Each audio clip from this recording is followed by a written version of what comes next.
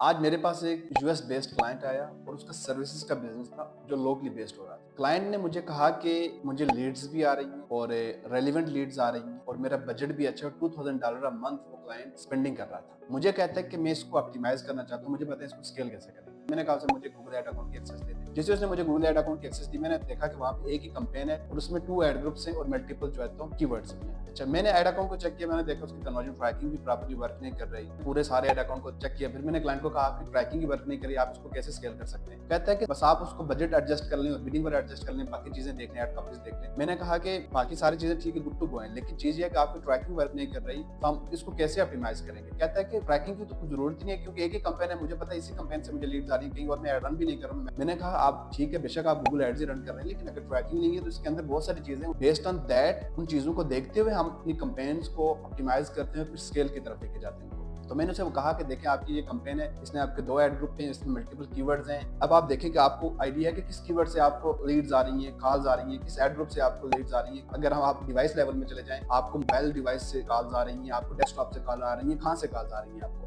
कहता है हाँ, ये तो मुझे नहीं आइडिया। मैंने उससे कहा तभी हमें पहले कन्वर्जन ट्रैकिंग इसकी सेट करेंगे, ताकि हम इन सारी चीज़ों का हमारे पास डाटा आ जाए।